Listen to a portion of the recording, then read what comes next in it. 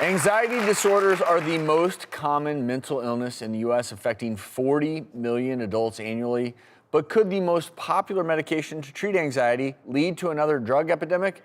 Psychiatrist Dr. Ish Major joins us with more insight. Welcome, sir. Dr. Ish, benzodiazepines are a class of medicine. People have heard often of Xanax, Yes. Valium. Yes. There are risks with these, and there's a place for them. Yeah.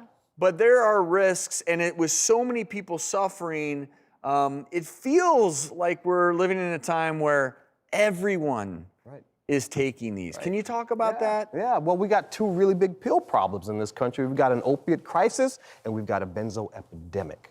And it's been around for a long time, and they're just as addictive and just as deadly. Benzo's obviously a very big gun, very effective. Big gun. But before you get to that, if let's say you are one of those people with anxiety, what are other techniques shy of that you can use to avoid going on them in the first place? Well, what you want to do is put the fire out, right? And so you never want to start with the big gun.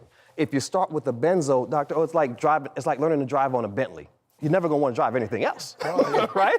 That's a so problem. you start with the benzo, you're never going to get them off of that benzo because it works. In 30 minutes, it works. You feel better. It's on board, but you're never going to get them off, and you're going to build up a tolerance. And so what 2 milligrams used to could do, now it's going to take 4 and 6 and 8. And Dr. Ish, that holds true both for anxiety disorder or if you want help sleeping. Right. I mean, that class of drug is used in both scenarios, and they sort of go hand in hand. And if I may, what I would like to say, a primary care doctor who is maybe not as well equipped with dealing with anxiety disorders, their first step may be to put you on a benzodiazepine.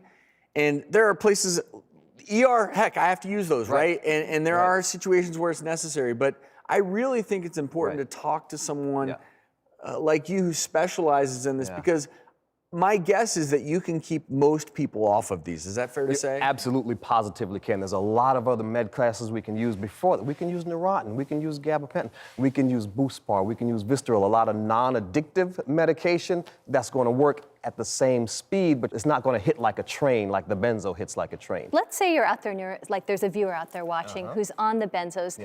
How does one who may already be taking them and enjoying that Bentley ride, how do they then safely taper down? Because it is so addictive and very, problematic. very slowly.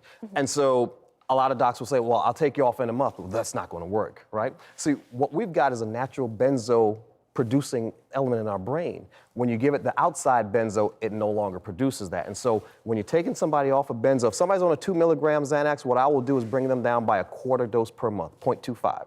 And we'll go to 1 1/4, 1 3/4 for 2 months, and then we'll go to 1 1/2 for a month, and then we'll go to that half, and then slowly but surely, you do it quarterly. It's not a monthly thing, because you've got to give their body time to adjust to the decreased dose, and you've got to give their body time for that natural benzo to kick back in. And once I'm on the lower end, now I'm going to give you something that's going to work long term, like the Zolofts and the Prozacs and the Lexapros and stuff. Takes 2 to 4 weeks to work, but while we're coming down off the big gun, I'm getting you up to speed on the softer gun, and I'm also going to give you something like a Buspar or Visceral just to keep in your pocket in case of an emergency.